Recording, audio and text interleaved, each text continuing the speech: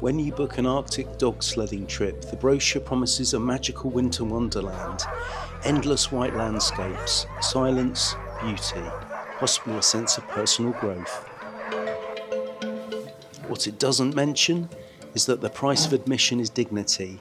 You will look like a frantic Teletubby trying to survive in a freezer, questioning why I ever let Ian sign me up for this.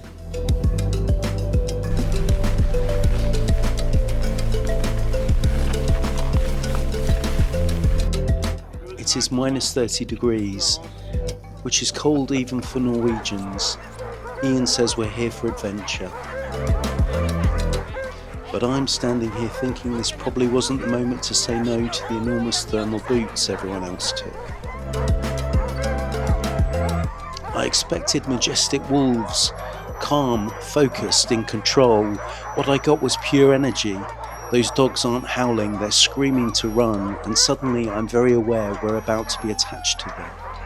The guides are very serious. They start explaining the different types of brakes and the bits where you're supposed to run alongside the dogs. Ian is nodding like he understands.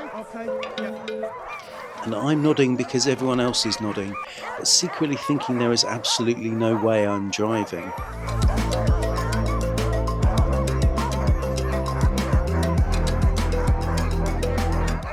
We assume our roles very quickly. I take the position of the cargo, Ian becomes the musher, and then suddenly the noise stops.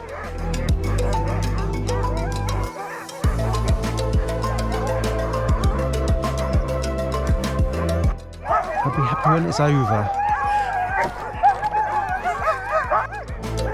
I had the easy job. Sit, hold on, and try not to bounce out. Ian, however, was wrestling a wooden frame over frozen bumps at about 20 miles an hour. But once the adrenaline settles, this happens.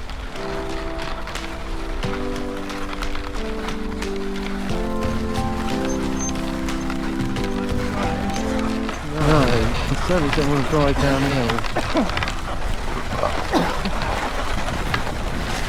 It feels like a nature documentary, the kind where you forget you're cold and remember why people come this far north.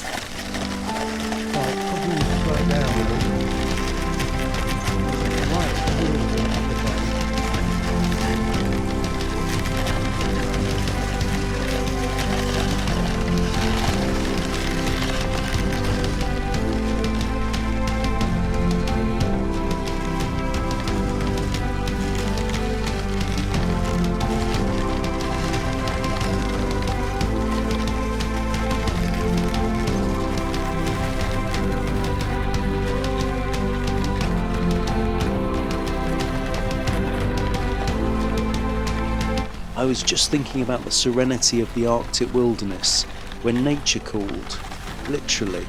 Nothing ruins a cinematic 360-degree shot quite like a long brown streak of reality.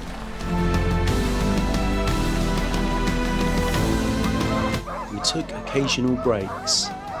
As you can hear, Ian was pretending not to be physically wrecked, and my role was being helpful.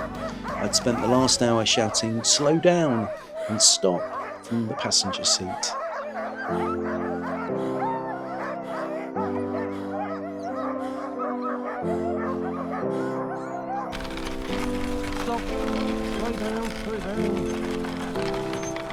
If you're enjoying watching us freeze in the Arctic, hit subscribe so we can afford some warmer socks next time.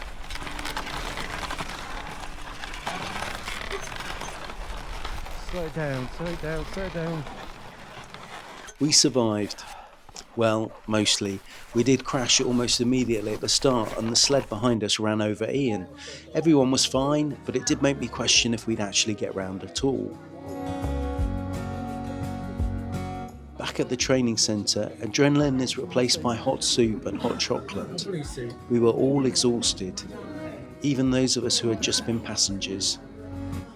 So the verdict, comfort was non-existent. It costs a fortune, and as we've established, it nearly killed Ian. But for that one moment of absolute silence in the middle of nowhere, yeah, unbeatable. And finally, the most important decision of the day, Who did the real work? The humans or the athletes? I think the dogs earned this one.